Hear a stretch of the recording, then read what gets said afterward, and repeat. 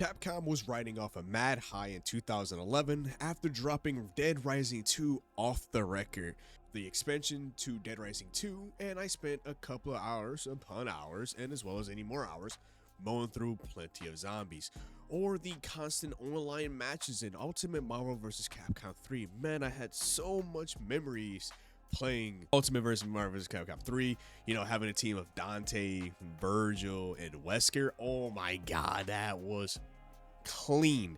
When I say that was peak team, that was my favorite team. Now, of course, in 2012, a new action RPG open world took me by storm. What I wanted to spend the next 20 plus hours grinding through Dragon's Dogma, probably 40 hours. I can't even remember how much hours I put into this game.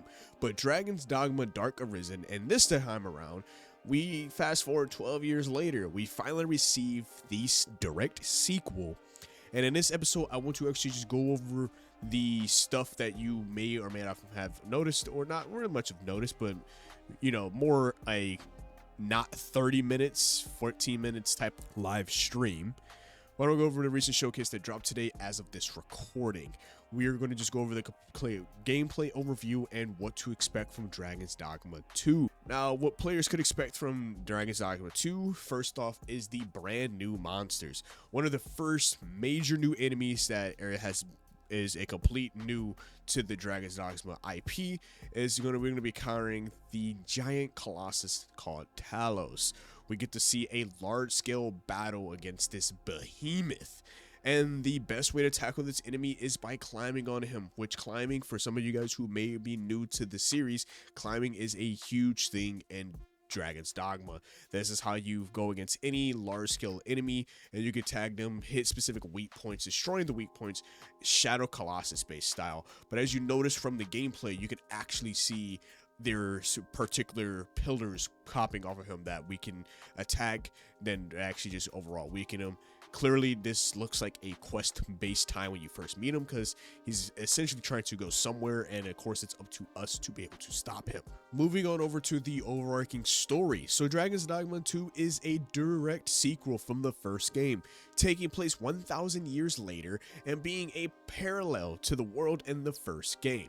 But following the same formula of a big mighty red dragon that steals your heart, and you must find him and slay him to be able to reclaim that heart whilst dealing with the main quest. Now, I would not speak about how the ending to Dark Arisen played off because it is spoilers, because why, they are giving the first game right now like 80% off or something of that nature. It's like $5 right now. You can grab it for up until December 12th.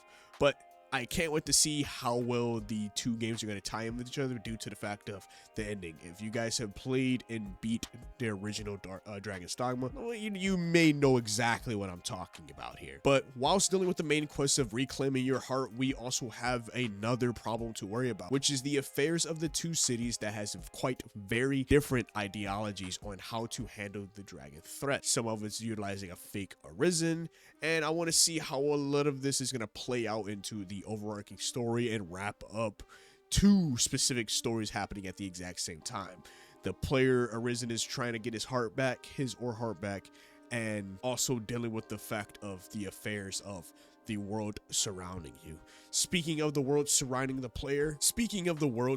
player, we have questing. Now, questing in Dragon's Dogma 2 is a bit deeper, more immersed way for questing this time around. That most NPCs have deep lore and bonds between them and the Arisen.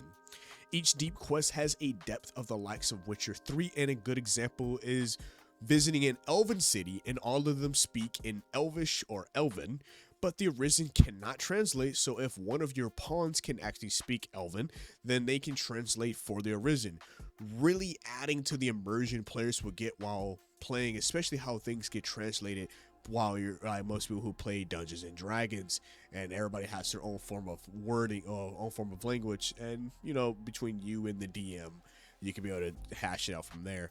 But I really like the fact of like how immersed these cities can get where they speak their own language, and of course this feels like you actually arrive into a new world or a new town, and it's like a whole new experience because you know you're not familiar there, you're not normal there. Slight thing that they covered on the showcase is the character creator. The character creator didn't really change too much from the first game, but from my memory may be a bit vague, but God, this character creator looks amazing.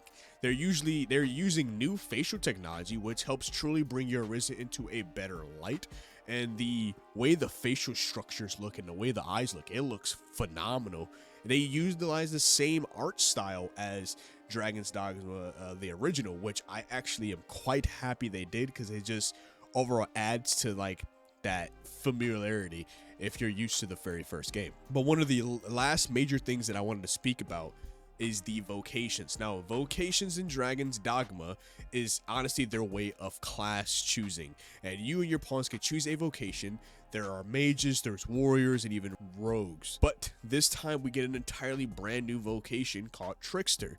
In its name, it is a very manipulative based class utilizing smoke and deceit to influence the battlefield and control by manipulating the senses of the enemy AI. So if you're somebody who just likes to stay behind the scenes and kind of just see how your pawns / minions doing things, so that's going out to my people who play Magic the Gathering. That's for anybody who run like blue decks, blue white decks, anything like that. Like if you like manipulating the battlefield and controlling it as much as possible, then the Trickster is the class for you. Last but not least, we have the product info. Now, they dropped the product info at the very end of the showcase, kind of showing what to expect as of right now, as of the game is now on season 2 release, because we have a release date, guys. So pre-orders are available right now as we speak on Xbox, PS5, and Steam. You can buy the standard and deluxe editions. By pre-ordering, you do get an abundance of items and can even get the starting weapons from all the vocations at the start of the game, which really adds to the versatility and overall creativity that players can do right from the beginning of the game.